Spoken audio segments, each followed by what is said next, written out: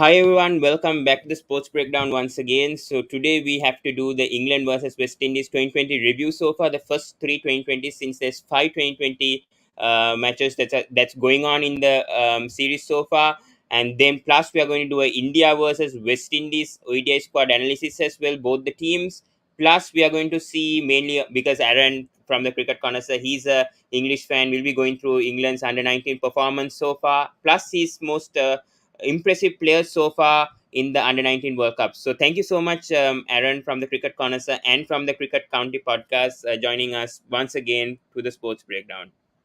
My pleasure, Pawan. Always my pleasure to come onto this platform, talk all things cricket, and yes, some very interesting topics as well to talk about today. Obviously, the England versus West Indies series from an English perspective, not quite going the Three Lions way so far. They're But currently at 2-1 least it's down. better from the Ashes. At least it's a better Well, topic that's than not the hard. Ashes. That's not hard. Although I must say, the women's Ashes, Heather Knight, Yeah, I have to give her a massive shout out. Absolutely outstanding. 168 out at from the Heather Knight. Monaco Yeah, if I'm Oval. not mistaken. Yeah, Heather Knight played a brilliant knock. Yeah, things are going well also for the England women's as well in the Ashes. Yeah, so unfortunately we won't be able to talk that. If we have time, let's go through that as well if possible. But we have a lot of topics to talk about. Yeah, so let's go through the first 2020 first of all. So what happened to England in the first 2020, Aaron? I mean, 103 all out. It was a bad start for West Indies. I mean, England in the first 2020 itself. Your analysis on the team. I mean, first of all, for England in the first 2020, and what a bowling performance from Jason Holder. Well, yes. First things first. I mean, we do have to mention Jason Holder. He was absolutely outstanding, and I love the way in which in T20 cricket, not just for the West Indies, but we're talking franchise cricket as well. He's become the real danger man in any bowling attack. You know, he's really taken the onus on himself to deliver and provide wickets in regular bunches, and that was the key Yeah. for the West Mm, Indies in this particular game. If you look at those fall of wickets in particular, I mean, yeah. England 10 for 3, 4 for 24. The West Indies just Mm. kept on picking away at that English Five batting for lineup. 39. Mm. Exactly.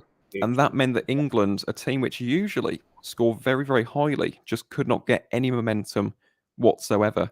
So disappointing start for England, absolutely. They didn't bowl too well, to be honest, either, if Yeah. we're going to be honest when defending, but great play from the West Indies. Yeah, but Jason Holder, he performs well in Test cricket also. Recently against Sri Lanka, he was really, really impressive, especially the first Test.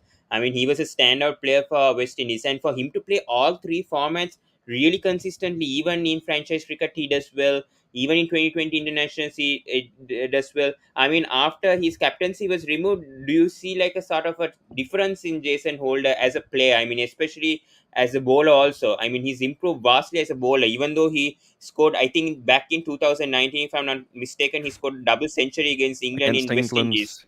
yeah, in Yeah, Barbados, at his home Barbados. Yeah, ground, at this venue, the Kensington Oval. in Yeah, Kensington over. Yeah, I'll never forget that with Shane Dowrich, and England lost the series 2-1. But with regards to Jason Holder, I'd completely agree with that, Pawan. I think the yeah, inhibitions have been released ever since he's relinquished the captaincy. And I look at his T20 bowling and I compare it to his bowling a few years ago. We're talking when he was first in the IPL, trying to make his way with the likes of Chennai and the Sunrisers. He used to do yeah, a bit too much with the ball. He wasn't massively consistent. He'd try a load of variations, lots of change of pace. Now he just keeps it so simple. He's got a Yorker when he needs it. He's got change of pace, but he's almost militaristic and incredibly disciplined with that test match bowling length. And that serves him really well, and it served him incredibly well in this particular first T20I. So Jason Holder continues to impress. In my opinion, one of the best all-rounders on the planet right now. And yeah, mm, definitely a massive reason as to why the West Indies won that first yeah, T20I. yeah.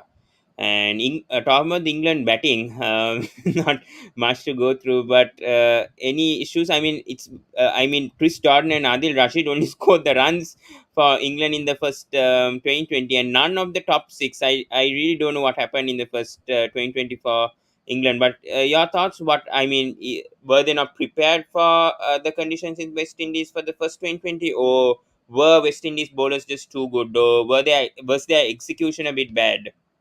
I think it was a mix of all of those factors, to be honest, Pawan. I mean, England didn't play particularly well. You can attribute that a bit to rustiness, but the West Indies were very disciplined. As I mentioned, Jason Holder being the real example of that for Yeah. the men in maroon. But for England, it was just a case of a terrible start, Mm. a couple of really poor shots, has to be said as well, Yeah. from the likes of Tom Benton and Moeen Ali. James Vince's dismissal as well was a bit disappointing after, cracking a couple of boundaries to the fence. But, Yeah. the West Indies simply outplayed England in that first T20I, and they ran out as deserving winners with both the bat, the ball, and I suppose with the fielding as well.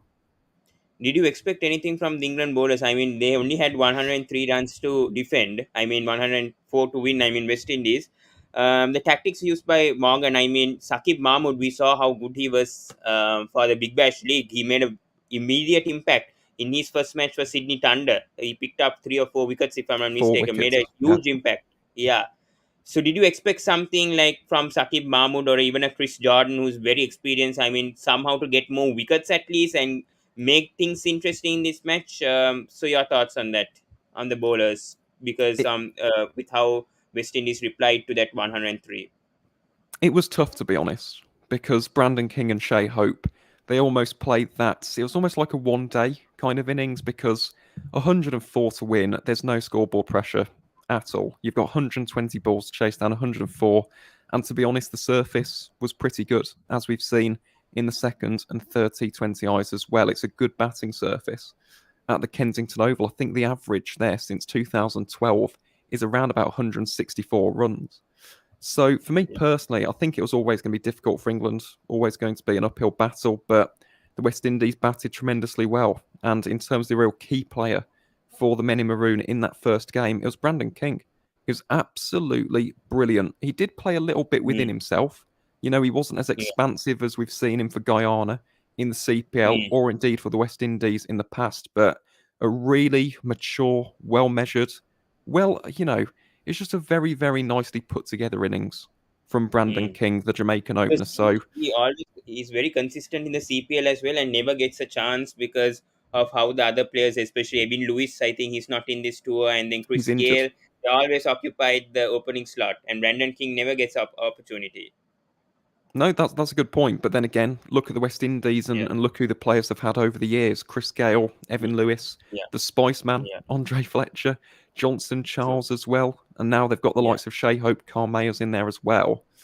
It is Yeah. always tough to be an opener in the West Indies, but fingers crossed Brandon King can get some form together. Yeah, very true. Yeah.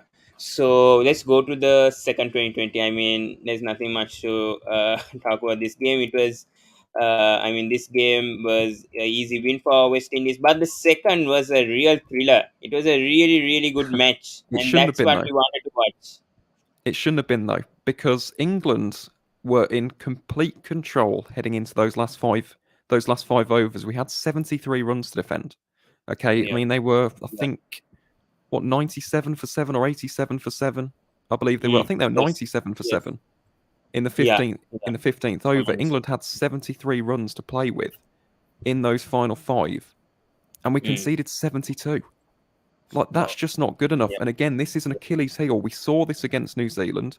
We're now seeing it again in the Caribbean. This is something which England need to rectify immediately if we are to challenge in Australia. You cannot be conceding more than 70 runs on multiple occasions over the course of a calendar year.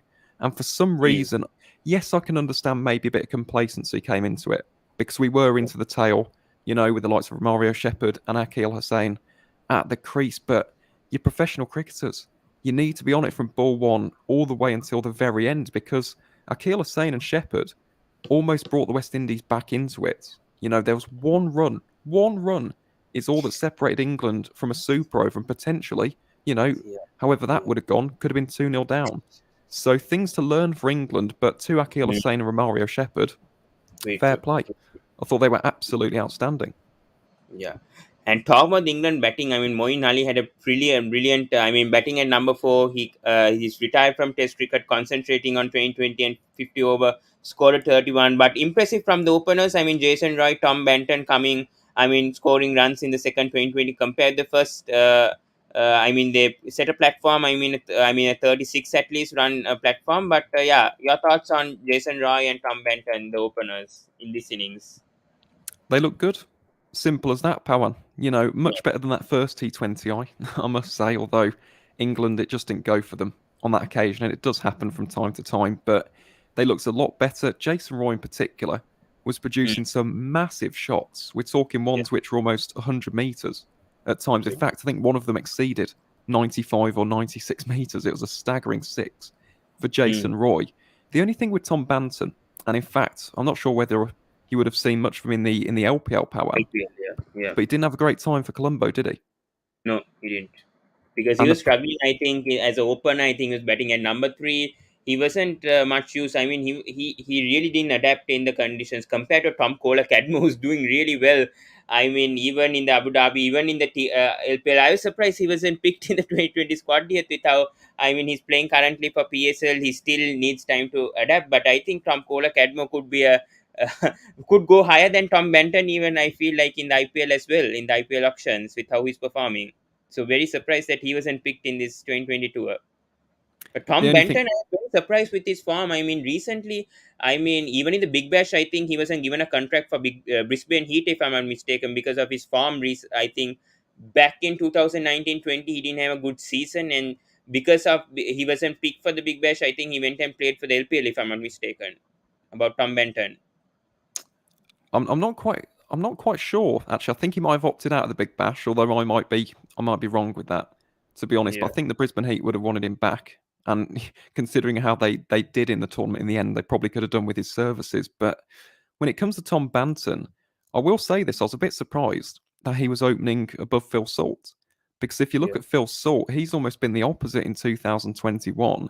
He's been in scintillating form, and you know what? He's done incredibly well for England when needed. He's done incredibly well for Sussex. He's just made the move up to Lancashire. Will be yeah, opening alongside Liam Livingstone for the Lightning. I expected yes, him to start, but fair play to Tom Banton. We know that he's a very, very exciting talent. He's very explosive. He's got a lovely bat swing. It's very reminiscent to that of Kevin Peterson's. But maybe just sometimes we do need to tone down the expectations slightly. T20 yeah, cricket, very unpredictable format. You do need to be on it right from ball one. And we can't keep on expecting Tom Banton to get 40, 50 runs every game. But you know what? If he puts together some decent runs, who knows? He's putting his mm, name back into the mix. I still think for this year's World Cup, I don't think it's going to be enough, purely because England yes. have got Jason Roy and Joss Butler, two of the Mm. best openers on the planet right And now. I think Ben Stokes and Jafra Archers will be back by October, I suppose. Fingers Hopefully. crossed. Fingers crossed. Hopefully. Hopefully. Yeah. But We, Jason we Roy's transformation in 2020 cricket, I mean, he's played in so much franchise cricket that has done well in England. His shots were brilliant. I mean, so his productive shot was the slug sweep.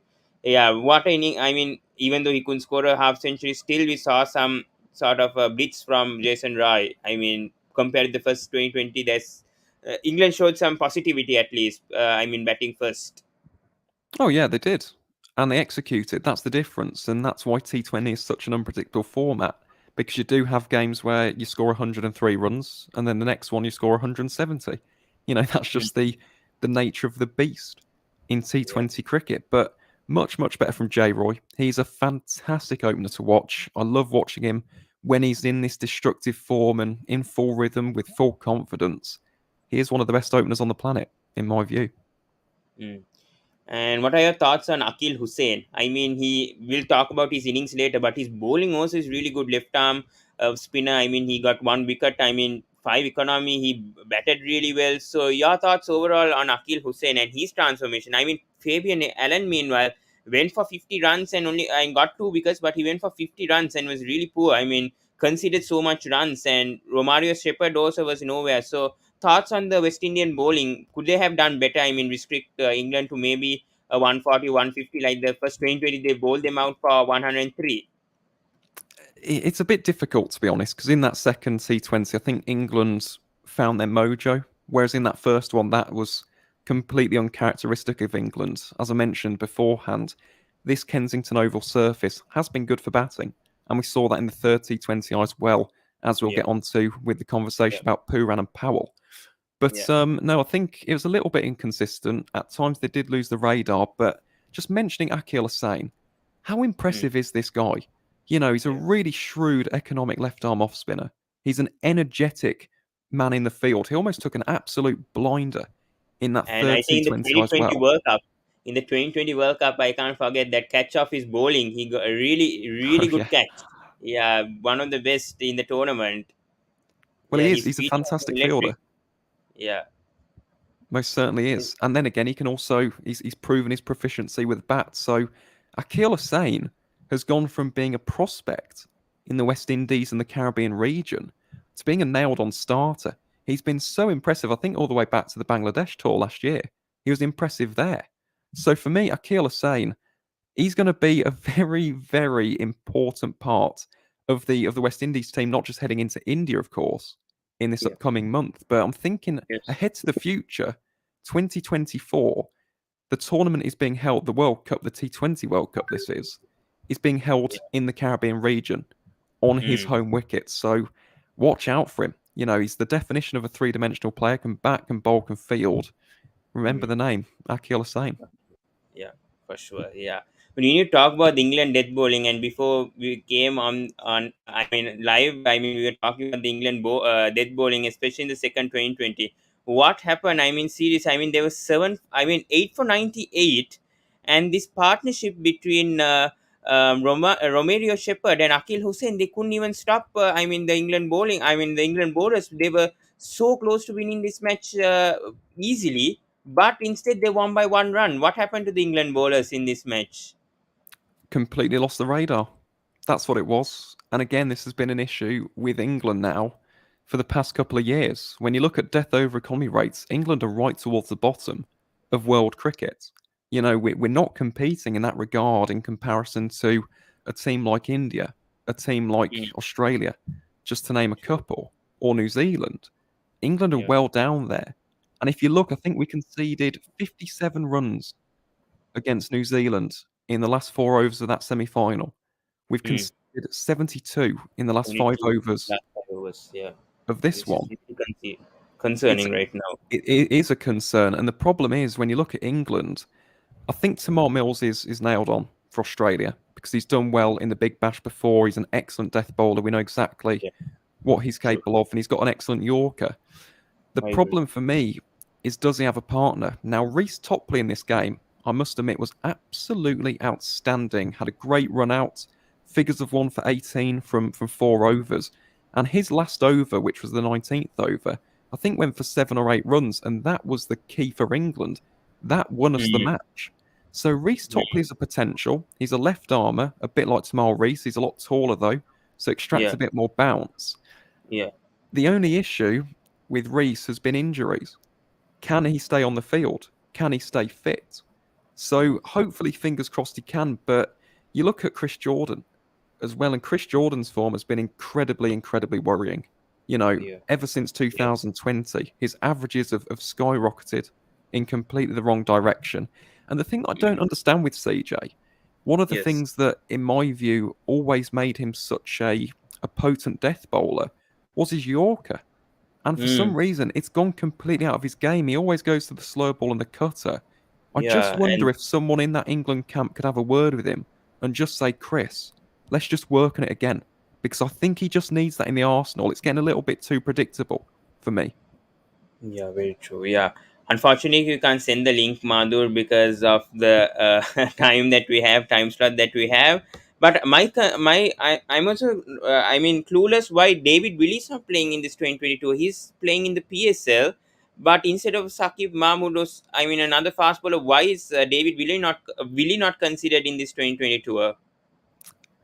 In my view, to be honest, Pal, and I think with David Willey in at least white ball cricket, for me, he's more of an opening bowler as opposed to a death Yeah. bowler. And when it Yes. comes to England, that hasn't been our issue because if we need someone like that, as we saw in the T20 World Cup, we've got Mm. Chris Wokes. If we do need someone to get an early breakthrough, England have got a plethora of options. I mean, Rhys Topley is another great example of that.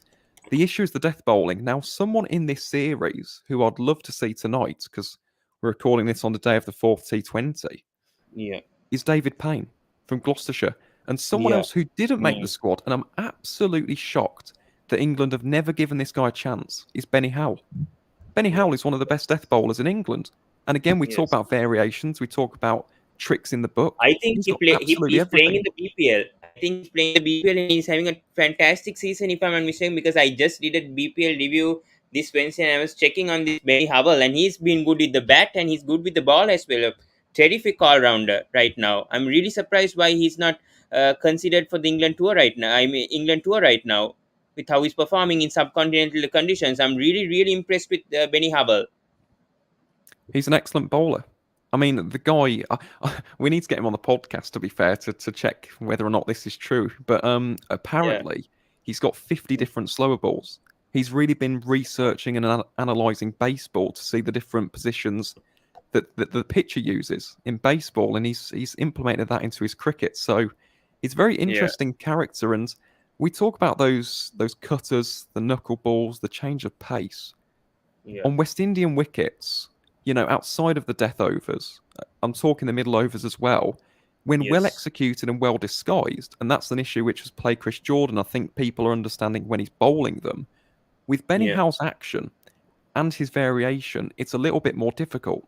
And if you can execute them on these slower, lower wickets in the Caribbean, mm, you become a tour de force. You become a real force to be reckoned with. So I was very, very disappointed not to see Benny Howell in the squad. But if England want a death bowler, I think that tonight and potentially tomorrow, we should give David Payne a bit of a David Payne. chance. Yeah, I mean the Benny Howell. I was just doing a review of the BPL first week. He's playing for Chattogram Challenges, if I'm not mistaken. He's Yep. had a pretty good BPL season so far. I mean Bangladesh Premier League is. I mean amongst the highest run scorers also, and with the ball also, he's doing a terrific job. So well done to Benny Howell. But I think he's 33, if I'm not mistaken, right? So maybe England. I don't know. Maybe age could be a factor with the team right now. They. I don't know with I don't Howell. get that though, because we've got two T20 World Cups in the space of 2 years. And let's not forget Benny Howell did well in the Big Bash as Yeah, well for the Melbourne Renegades. Urban So he's had an Renegades. Yeah, impact in Australia as well. true, Look true. at by the end of those tournaments, he's going to be 35. What's Owen Yeah, Morgan now? Owen Morgan's what, 36, 37? What difference does it make? I get that obviously it's a massive step up from mm, international, from a domestic arena, but I just feel like he should have been given a chance. That's all I'm saying with regards to Benny Howe. very true. Yeah.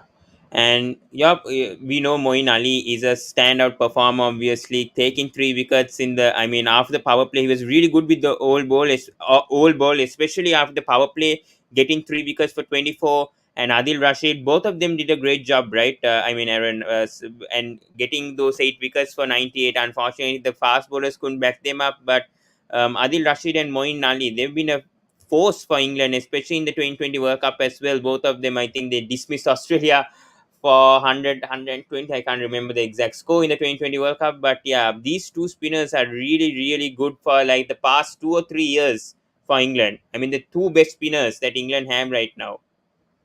100%. I would also add in Matt Parkinson's name. I know we're not going to see him in this series, Yeah, but he's yeah, definitely someone for the future. But with Moeen, something which I'm so happy that England have done is bowl him in the mm, power play. Because this yeah, is something we've seen him do so well for Worcestershire in county yes, cricket and yeah, also in the IPL for both Royal Challengers I mean, Bangalore and the Chennai Super yeah, Kings. yeah, So I think that's been the key. I think that's been the catalyst, to be honest, with Moeen's bowling game. And if you have a look, his average is coming down from a bowling perspective. So very impressed with the two of them. You know exactly what you're going to get. You're going to get discipline. You're going to get control. You're going to get wickets. They're both fantastic. And I think as England fans, we're incredibly blessed to have both Moeen Ali and Adil Rashid in the team. very true. Yeah.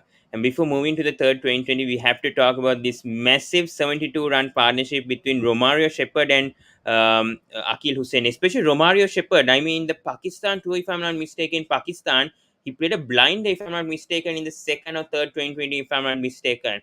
What a transformation has Romario Shepherd being in the last 1 year. He's been scoring, I mean, very crucial knocks right now for the West Indies team, both in West Indies and in subcontinental conditions as well. Yeah, he's been fantastic. And again, we've been seeing little glimpses of it in the CPL for Guyana for a number of years now. But it's Yeah. always just a case of consistency. And now Yes. he is becoming a bit of a match winner for the West Indies. You always want someone like that in T20 cricket, and I'm not for 1 second comparing these two like for like, because Yeah. Andre Russell for me is one of the greatest when it comes to that definition. A match winner, gets the job done, hits loads of sixes at the end. Yeah. Romario Shepherd, I think, could be. I'm not going to say to the same extent, but he could fulfill that role. He's a decent bowler. I think his Yeah. batting, though, is something which is a little bit Concern. untapped. Look at the strike rate in T20 cricket, 163. 163 and 111 average, by the way. 12 matches been played, 111 runs, only 4 innings, by the way, and highest score is 44.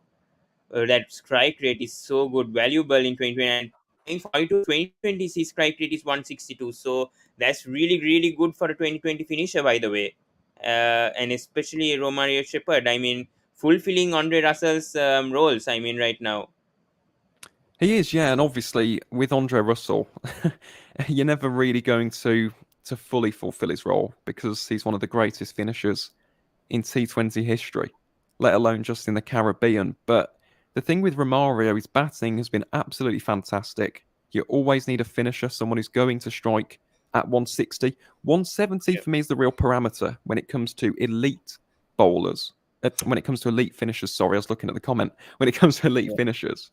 Yeah. But I do agree with that comment from Shankara. He does need to improve his bowling because at Mm. times when the radar goes, I see him personally now in this West Indies side as someone who's batting a little bit lower than he should, but has got potential to be a batting all-rounder.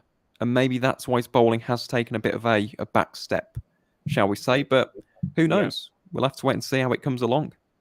But my only concern for this West Indies side, I mean, Fabian Allen, I think he's a mystery right now for the West Indies. I mean, he's not been consistent for the past 1 or 2 years, if I'm not mistaken. Especially after that injury, what happened to Fabian Allen, both with the ball and with the bat, he's not performing. I don't know what's happened to Fabian Allen.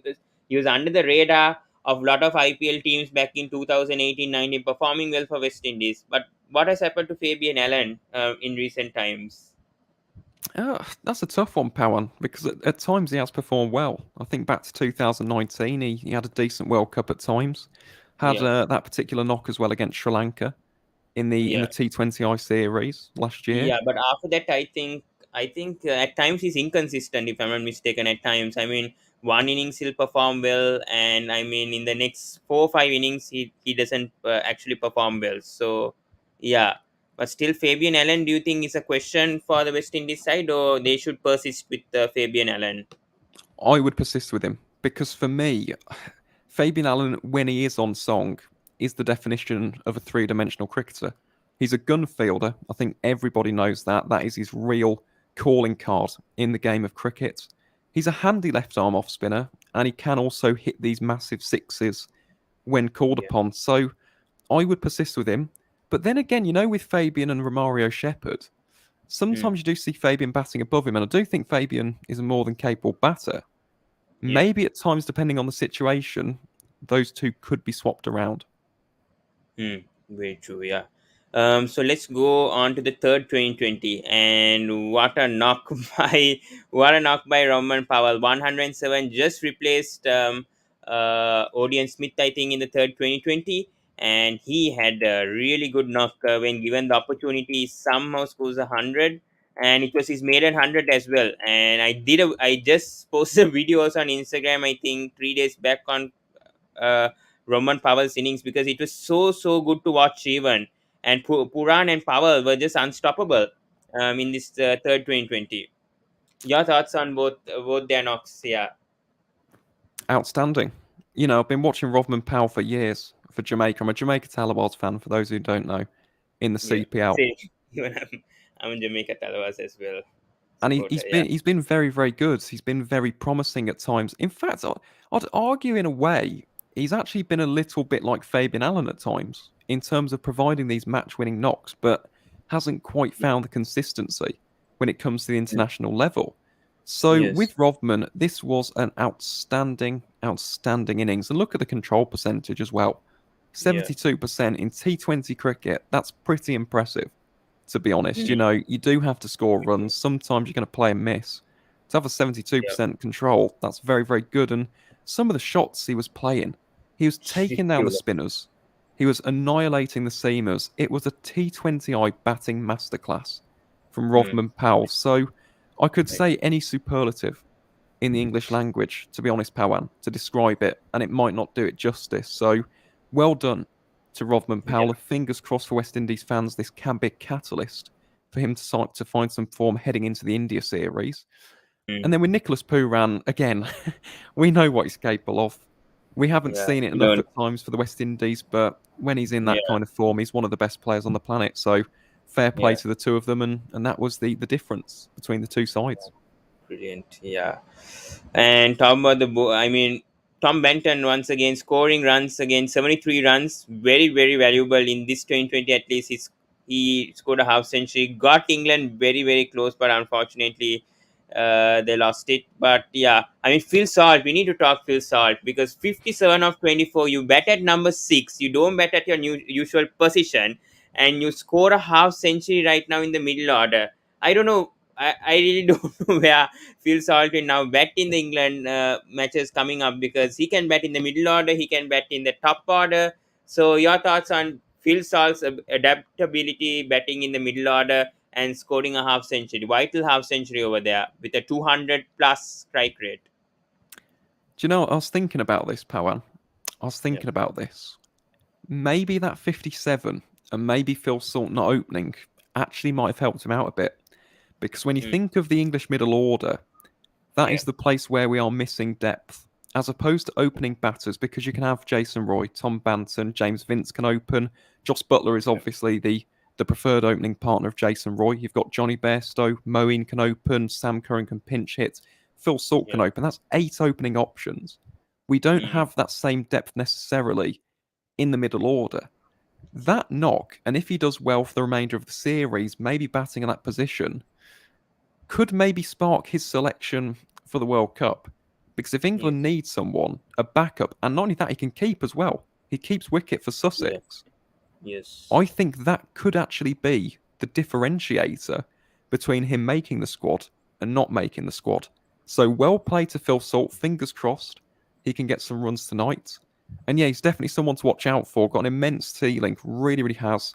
Very, very classy batsman. He Very did really elegant. well as a opener for the LPL as well for the Giants, if I'm not mistaken. And this was his first 2020 series, also, if I'm not mistaken, with how he's performed for It was his debut. Sussex before, and then now he's switched to Lancashire.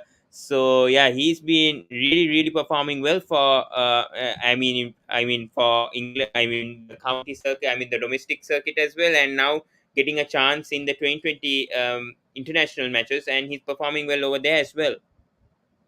He is, and it's great to see. I'm a massive fan of Phil Salt. It's a little bit of a Yeah. shame that Warwickshire couldn't get him, and he's gone to Lancashire, who are a rival of ours in the T20 Blast North group. But he's a Yeah. great, great prospect, as is Tom Banton, and those two really did step up to the plate. It wasn't enough for England to win this game, but Yeah. both of them take a bow. I thought they were absolutely brilliant in that third T20I.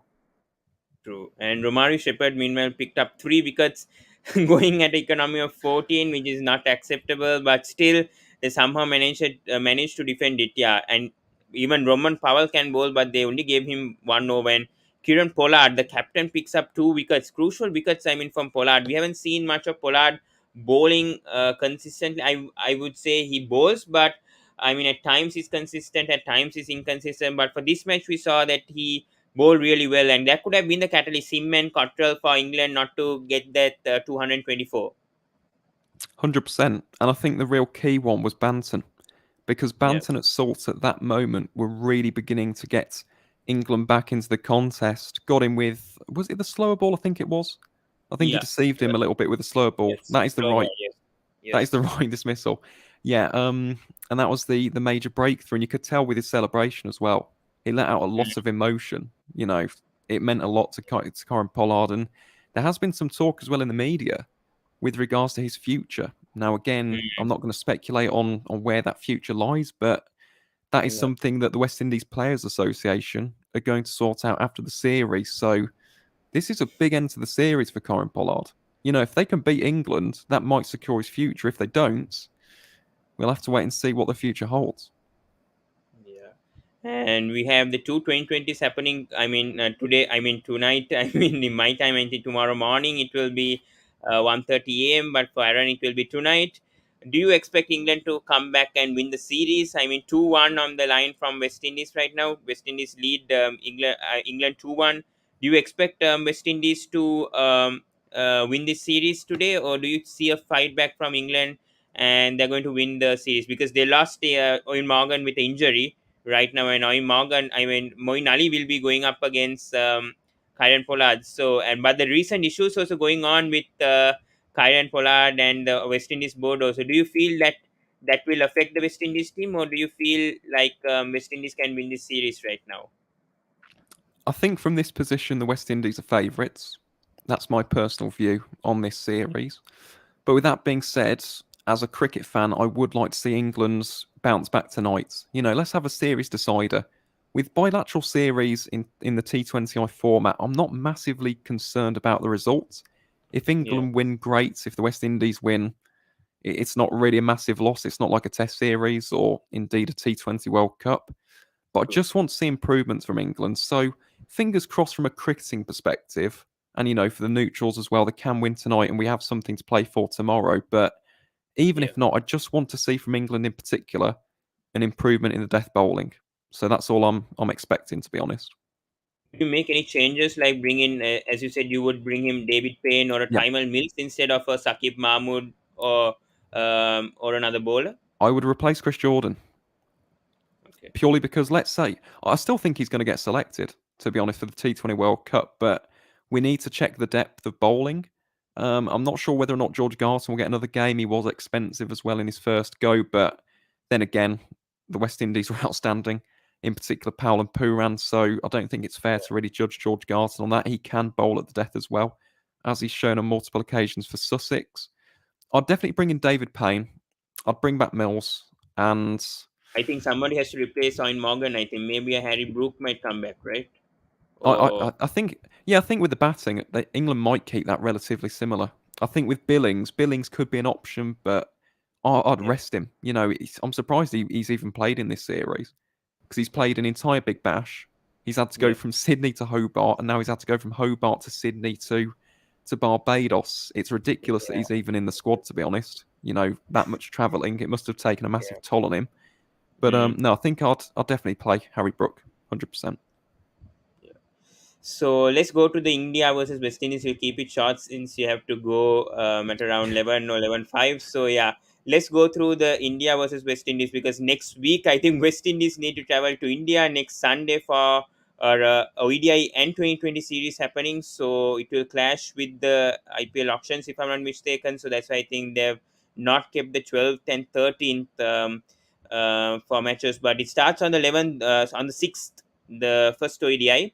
Kuldeep Yadav makes a return in the Indian squad. Let's go through the Indian squad first of all. I think they haven't released the West Indies 2020, but we'll go through the India first of all. Kulchal back. Good to see Kuldeep back. And yeah, several changes. Avish Khan gets a chance. Shikhar Dhawan retains. Deepak Hooda gets a chance from the Vijay Hazard. He did really well. I think even Ravi Bishnoi gets a chance. Yeah. So your thoughts on the India squad ahead of the West Indies tour? Well, obviously, it's incredibly strong, isn't it? And I love the balance of that Indian side as well. I think you've got good wicket taking options. You've obviously got a fantastic batting core as well. They are the favourites for this series. I think they're a much more balanced outfit than the West Indies at this moment in time. I think with regards to just a couple of changes I would have made though, Yeah. I'm not 100% convinced that Avesh Khan should be in the ODI side just yet. I don't think his List A form has been up there. If it's T20, it's different. He's been Mhm. outstanding in the IPL, the second leading wicket taker in last year's Yeah. tournament, took 24 wickets for Delhi. Yes. I think Delhi. he Yeah. should be utilised in the T20 format, but I think his List A average in bowling, is over Mm. 50 for Madhya Pradesh. So I'm surprised Yeah. he's been, accelerated into the side. And also, I kind of wanted to see Rusaraj Gaikwad in there.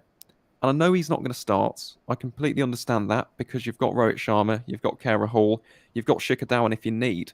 But Ruturaj Gaikwad had an immense Vijay Hazare trophy Yeah, for I'm very Maharashtra. surprised he didn't play for the South Africa series, and they lost 3-0 so over there in South Africa, and still he didn't get a chance for two series. Meanwhile, I'm not sure whether he'll get a chance even in this series upcoming because of Rohit Sharma returning. Shikhar Dhawan is confirmed to open alongside Rohit, because I don't know where KL Rahul is going to bat. Meanwhile, I don't know whether he's going to open or he's going to bat in the middle order. So I don't know if Gaikwad will get a chance in this series as well. Well, I kind of wish he does. That's all I'll Yeah, say, because the guy scored 603 runs in, I think it's 5 ridiculous. games. Yeah, For 5 games. Maharashtra, scored 4 centuries. I remember he scored 168 against Chandigarh. I Yeah, remember that innings in particular. yeah, But I just want to see him get a chance. I just want to see him get a chance in this series. If India do go 2-0 up, I would potentially play him because he's got an immensely high ceiling on him, in my opinion. yeah. Are you surprised to see Prashid Krishna also in this side? I know he's a very good 2020 bowler and death bowler, but in ODIs, do you feel Prashid Krishna deserves? I think he got a chance in the third ODI, if I'm not mistaken. But in ODI cricket, do you think Krishna deserves to be in the squad also? I think he offers something a bit different, to be honest. I think he does offer that extra bit of pace. We saw that in the England series in 2020. So I can Yeah, understand the reasoning behind Prasid Krishna being in there. I don't think he's necessarily going to start, but just to have something different in the squad, different bit of pace, a little bit of variation in the attack. I can understand the logic there by playing Prasid Krishna, or at least having him in the squad, I should say. yeah. But great to see the Kulchal back. I mean, both Kuldeep and Chahal back in the ODI squad. Do you think Kuldeep will get a game, or do you see a Washington Sundar back playing for the ODI side? Because I know Washington Sundar might get play in that number 7 spot, and Deepak Kuda also could be an option also. But as the two spinners, they don't have Ashwin in this tour, by the way. So do you think the two premium spinners will be Chahal and Kuldeep for this tour, because Kuldeep will offer a really good new dimension because he's a Chinaman bowler. We know he hasn't been performing consistently under Virat Kohli's captaincy. Now they're under Rohit Sharma, and I think he fancies Kuldeep Yadav in this playing 11 because Ashwin's not playing this time. Or do you feel Washington Sundar and Chahal will be enough for India on this track they're playing in India, especially Mumbai?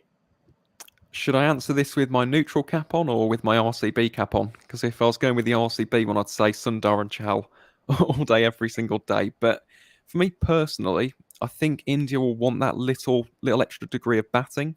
And I think for that reason, that does make the likes of a Washington Sundar just a little bit more appealing than playing both Chahal and Kuldeep together. But who knows? We'll have to wait and see. This is a great series for Rohit Sharma to really establish himself as India's Hmm. captain. So we'll have Great. to wait and see. I don't know. Under Virat Kohli's captaincy, I don't think at this moment in time he would have played both. Rohit might see it differently. We'll have to wait and see. But I do like the fact that Kuldeep's back in and around the mix because he does offer something different. Yes, he struggled. I completely understand that. But Yeah. again, he's someone who, if you invest in him, I think you can Hmm. get some good returns at times. Very true. Here, Rohan here says Prashid has improved right ball skills with KKR, has height and variations too. Yeah, I totally agree with his comment. Yeah, and a very valid comment. Yeah, but talking about this Sharai's Iyer dilemma over here, I mean, the middle order of India is really, really tough right now to go through because Sky is there, Sharai's Iyer is there. Then KL Rahul might come in the middle order. So do you think either, I mean, Shiraz Iyer or Sky will have to drop in this series? Since KL Rahul might have to bat in the middle order, I really don't know what your preferences are, whether Shikhar Dhawan will be opening with Rohit or whether KL Rahul will be opening with Rohit, and then and then I don't know, will be no place for Shikhar Dhawan. So your thoughts on that number 4, number 5, number 6, because we have Punt over there, Shiraz Iyer, Sky, and KL Rahul in nomination for this. It's a tough one. And again, we'll have to wait and see what India go for because if you do play Dhawan, that does offer a space in the middle order for Rahul. If Yeah. you play Rahul over Dhawan, though, it offers up that extra space for a Suryakumar Yadav or a Shreyas Iyer. If you're looking at the overall balance of the side, I might be tempted to go with that, to be honest. But you do lose that left hand, right hand combination. And it's a combination which has served India quite brilliantly over the years as well. Think back to the World Cup in 2019. Again, it all just depends on how the likes of Rohit Sharma and Rahul Dravid see the future of this Indian side. I can't tell you which one they're going to go with, but if you're going to go with the tried and tested, you go Rohit Sharma and Shikhar Dhawan. If you want to try Mm. something different, you go Rohit Sharma, KL Rahul, almost, nurture his development as an opening batsman for the future. And then you bring in the likes of Shreyas Iyer, Rishabh Pant, and Suryakumar Yadav into that middle order. Yeah. And one more question before we go to the West Indies ODI squad, on Deepak Chaha and Shardul Thakur. Indians call him Lord Thakur, but Deepak Chaha in As the he should South be. African tour, yeah, in the South African tour, he was remarkable, especially the knock that he played. Batting all round, I would say, right now. He's bowling well in the death bowlers. Bhuvneshwar Kumar is not even considered in this tour with how the impact that Deepak Chaha did in South Africa. His death bowling has been phenomenal. His batting has been phenomenal. Has been doing well for CSK. Even Lord Thakur, I think he replaced Lord Thakur for the third ODI, but. Both of them, their transformation under MSD and CSK, and now both of them performing well in the ODI and 2020. Even in Test cricket, Shardul Thakur right now playing all three formats, and Deepak doing well in the limited overs format. So, your thoughts on both Deepak Chaha and Lord Thakur? Very impressive. I think Shardul, I'll start with Lord Shardul. Might as Yeah, well. I think for the time being, he's done a pretty good job fulfilling the role which has been left in Hardik Pandya's absence. I don't think that's long term, but I do yeah, think he's done a decent job. And of course, he's a breakthrough specialist. We've seen mm, that for India. He always gets key wickets. So, very, very impressed with him. And I've always rated Deepak Char incredibly, incredibly highly because with a white ball, as we all know, you get a couple of overs of real swing and then it begins to die a bit.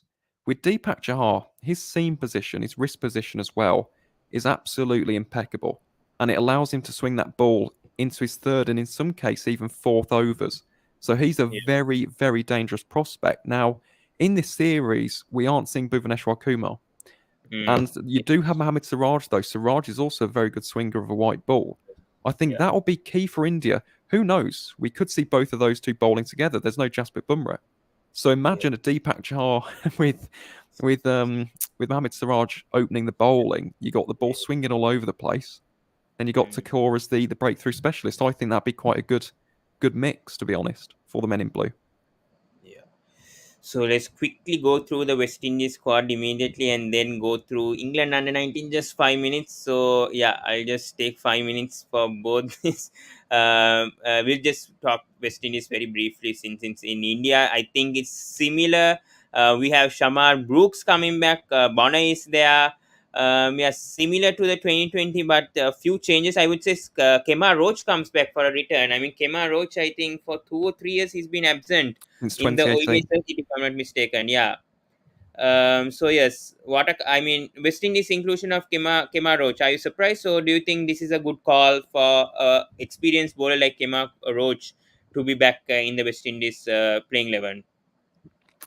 Well, I have to be honest. I was a bit surprised because it did kind of come out of nowhere. Has been a while Yeah, since we've seen him play ODI cricket, but I mean, just look at his record. That average of 30.34. He yeah, wasn't a bad ODI bowler, and he took wickets, and he is one of the most experienced players in the region. I yeah, don't really mind his selection. The only thing that I would say is with regards to the spin bowling in particular, I would have mm, liked to have seen another young spinner in there. And mm, it's between three for me. And I understand that they've already got the likes of Hayden Walsh, they've got the likes of Akil Hussain, you've got Fabian Allen in there as well. yeah, I just would have liked to have seen someone like a Kevin Sinclair or a yeah, Gudakesh Moti or an Ashmead Ned. Because even if they're not going to play, just learning. Even in the nets in India, getting used to the conditions, getting used to the heat, the atmosphere, the environment of this country could really yeah, set them up very well for the future. So that's something I was a little bit disappointed with from a West Indian perspective. And then I suppose the elephant in the room, the real talking point when it yeah. comes to this West Indies squad is another major mission. Shimron Hetmeyer still I hasn't think still because of still his hasn't paid his fitness fitness test. issue. Yeah. And Evan Lewis, what has happened to Evan Lewis? I He's can't injured. remember. Okay. Yeah, but I think Hetmaya failed the fitness test for the third time, like in 2 years. Because I spoke with this, I think, with Mitchell, I think, from the Caribbean podcast, when We had a Q&A on West Indies cricket, and is really, really disappointed with Shimron Hetmeyer's attitude. And this is sad to see Hetmeyer missing another tour, and I don't know when he's going to pass that fitness test right now for West Indies cricket. No, and to be honest, I share that disappointment because with Shimron Hetmeyer, you've got a perennial talent. You've got someone who could really define himself as a great of West Indies cricket. He's one of the best players of spin on the Yeah, entire planet. I mean, we saw this in the IPL. His strike rate against spinners was 180 plus. The guy is he's an extraordinary talent. He's got a really yes, high ceiling, but this is letting him down. There's absolutely no excuse for him not to be passing these fitness tests. And we're not talking him missing out by a level or two. We're talking a yeah, few levels. You know, he's got complacent. And if I was in that West Indies camp, I'd show him that tweet from Ian Bishop. I'm not sure if you've seen it, Pawan, but this was about Mahesh yeah, Theekshana from Sri yeah, yeah, Lanka yeah. I and the saw. way in which Yeah. he changed his fitness Yeah, regime. He I was think doing from 100 laps. kilos he went to 70 kilos, I think, in just 2 or 3 years, if I'm not mistaken. Yeah, He did. And and that's remarkable. he Yeah, I've changed his seen that diet. quite a lot of times. He changed his diet. He changed his Yeah, exercise regime. He was doing laps around the R. Premadasa Oval in Colombo. yeah, And he's yes, changed his career around for the best. If I was in that yes, West Indies camp, I'd have an honest conversation with Shimron because he has got a chance here to really carve out a name for himself in the region. And at the moment, he's wasting his talent. And that's something that it really, really saddens me in cricket. When you see someone who's got that amount of natural talent, they've got all of this ability, and their true. decisions are throwing it away. I think that's, I'm not a massive fan of that at all. So fingers crossed it can be resolved. Hopefully it works Yeah, on his fitness. And yeah. fingers crossed for the West Indies fans, you see him back sooner rather than later. Yeah. And one more before we go to the under 19, and we'll wrap things up very, very quickly. But Yeah. Shamra Brooks comes back, to the squad. Top order batsman. Your thoughts on his inclusion, to the West Indies squad, the head of the India tour? Had a good debut, didn't he? Against Yeah, Ireland. That's what I yeah, will say. Scored 90 plus. Yeah, I think he's a good batsman, to be honest. Experienced, has been producing the goods for Barbados for years in the yeah, domestic circuit, and he's shown that he's got the temperament. He's shown that he can apply himself when the pressure is on for the West Indies. So very, very impressed with Shamar in that Ireland series. Of course, there's a massive gap between Ireland and India. India are top two ODI side in the world right now. But yeah, I think he's a good option, to be honest. I think he offers stability, he offers class, and I think he's a very mature player. So yeah, personally, I rate Shamar Brooks, and fingers crossed he can have a good series. yeah. I think Aryan's in the waiting room, but I think Aaron, I think you'll have to leave quickly, right? If I'm not mistaken, you said Yeah, 11 by past 11 as well. That's the thing. So yeah, Aryan, I'm so sorry. In the waiting room, if you want, Aaron, how many minutes you have? Like, because we have to talk about the under 19, like 2 or 3 minutes, yeah, very quick yeah. thoughts. Yeah, very It's quick going to have thoughts to on be. the under 19 team. I'll add the Aryan, but five quick minutes on this. Yeah, under 19 review. First of all, your predictions of the India versus West Indies ODI series. What's going to happen? Do you see a whitewash from India, or do you see West Indies giving a fight? It's tough. I think if you're looking at rankings, you're looking at form, I suppose you would say 3-0 India, but I'll go 2-1. Why not? You never know in ODI cricket. One big innings, one fantastic bowling performance could change it. Yeah.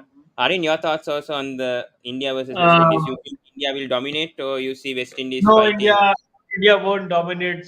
Simple reason is because they're going through a transition phase, and the worry for all the Indian fans right now is we don't know what's going to happen. The captaincy has messed with our cricket somehow with Kohli going, and we don't see the same aggression. We don't see the body language, and I really have high hopes from Rohit Sharma coming back. I believe that he can, just reinstate the system and lead the team now in his own way. But if you ask me about the result, it's 2-1 in the ODI series. T20 series, I think West Indies is going to give India the run for their money. Pretty much, because just the way they are playing against England, they look a renewed side. The youngsters are performing, Shefford, Hussain, you name it. And T20 series is going to be fun. But ODI series, again, their batting is the problem. Aaron knows they lost to Ireland. So, again, they're not able to put the runs on the board. which is surprising. So yeah, 2-1, 2-1 maybe, or maybe a 3-0 for the ODI. T20, I want to say 1-1, but it's not the rainy season in India, so don't expect the rain. So 2-1 to India, T20 series. Yeah. Let's quickly go through the under 19 World Cup and the England. I mean, especially let's go with England under 19 first. Before we'll just take 2 minutes on this, Aaron, and I'll definitely release you for sure. But your thoughts on the England under 19 team so far in the under 19 World Cup, and who has impressed you the most in this under 19 World Cup and for England as well? Well, I'll start with the wider under 19 World Cup, and we'll start with Devolt Bravis. He's been outstanding, baby AB, as Yeah, they know him now, and that's been sweeping the internet, hasn't it? He's been outstanding. yeah, And then I yeah. mentioned this guy beforehand, Pawan. Please correct me on the Dunit pronunciation. Wellalage, yeah, Dunit Wellalage from Sri Lanka, yeah, the captain. Been a brilliant all-rounder. Gets wickets. He got a 50 against Australia. Unfortunate what happened against Afghanistan, but yeah. But talk about Brevis, I think he's under consideration for the IPL as well. I think right now He's he's signed up. he's Yeah, in the auction. He's in the auction. That's correct. But we are waiting for the shortlisted players. So I hope he's in. He's in it. If just imagine what a story it will be. Brevis gets picked by RCB, where Hopefully. AB de Villiers went, and he makes a name for himself. That will be some story. He's called the baby AB. So if RCB picks him, I'll be the happiest. If he goes to RCB. yeah, So will I, Arian. And just with England, Pat, I do need to go in a minute, to be honest. I've yeah, overrun today. yeah, But just one yeah, final sure. thing with regards to England. Very impressed with Tom Prest. Jacob Bethel from my county of Warwickshire as well. 88 Yeah, for 42 balls. That was a ridiculous knock. He's got an true. immense ceiling. Let me just tell you, remember the name Jacob Bethel, 18 years of age, Mm, three-dimensional cricketer, good batsman, good bowler, fantastic fielder. Definitely someone to watch out for. Tom yeah, Prest, England yeah, under that's right. 19s leading run scorer so far, Hampshire all rounder. He's been excellent. Josh Boyden, 12 wickets in 5 games? Excellent. All I've got to say with that England team is I'm wishing them all the very best of luck heading into the semi final against Afghanistan. Fingers crossed they get it done. But even if they don't, I, as an England fan, have been immensely impressed. And I tell you what, here in England, we're all incredibly proud of them. So good luck, boys. Wishing you all the best. And also, Pawan, thank you very much for Yeah. today. It's been an absolute pleasure, Do but I you do feel need to that? shoot. Okay, sure, no problem. And we'll end things. Yeah, no problem, Aaron. You can leave No right now. worries. See you in a bit, boys. Okay. Yeah. Bye. See you. Yeah, bye. Yeah. So, guys, we'll end things, guys. Thank you so much for coming to the sports program. So, actually, I'll be switching to the India under 19 versus Bangladesh under 19. I think Bangladesh right now, India right now 30 for 1, looking likely to win. So, let's see how Yeah. that goes over there. Yeah. Um, Yeah. one-sided Yeah. affair, Yeah. Yeah. man. Yeah. One-sided Yeah. affair. Even if it's Mm. slow, but still, credit to the Bangladesh. They've come out with energy. The bowlers are bowling well, but again, just not enough in the bank Yeah. to make amends. So yeah. Yeah, and the defending champions are on the way to exit in this tournament in the quarterfinal, because last time I think in the final, Bangladesh did beat India to win the under 19 World Cup. So yeah, so this time I think it's going to be the opposite. I think India and England are favorites in my opinion, and maybe I think this could be the end of the road for Bangladesh. Unfortunately, they have not had a good 20, under 19 World Cup, obviously. Yeah, but I'll be switching to the other video, and yeah, maybe we'll go through a bit on that match before we end things. If it's going to be easy run chase for India and under 19, then I'll in the stream. But yeah, but thank you so much, Aryan, for joining. And yeah, I'll wrap things up, guys. So yes, thank you so much, guys. And just see us in the next video. Do subscribe the Cricket Connoisseur on YouTube. Subscribe the Direct Hit, and yeah, do check out the County Cricket podcast also which Aaron does on on podcast platforms. I mean, yeah. If I'm not mistaken, I think it's on Spotify, Anchor, and on Apple, if I'm not mistaken. Yeah. We got one more comment here. Their three returners have not made an impact at all. Are you talking about West Indies learning videos, my Nikhil? Yeah, maybe. I mean, let's see how it goes. Let's see how it goes, though. Yeah, my predictions for England versus West Indies, I think it's going to be 3-2 for West Indies. India versus West Indies ODI series, I think 3-0 to India. 2020s, I think it's going to be very tight, but I feel India will win that as well, 2-1. Yeah, Bangladesh. Okay, Bangladesh under 19. No, all right, all right. Yeah, yeah, their return. I mean, the returners have been really good for for India. Okay, for West Indies, same for West Indies too. Okay. Nikhil, just switch to the next video. I'm having a live commentary right now, so I'll end the things, guys. Thank you so much. Please do subscribe to the sports breakdown if you haven't done so yet, guys. Please click the notification bell on. Thank you, Aaron, for joining, and see you in the next video, guys. Goodbye until then. I'll be switching to the next video, guys. So yeah, give me a sec. I can't end things right now. Give me a sec. Yeah. But yeah, thank you so much, guys, and see you in the next video.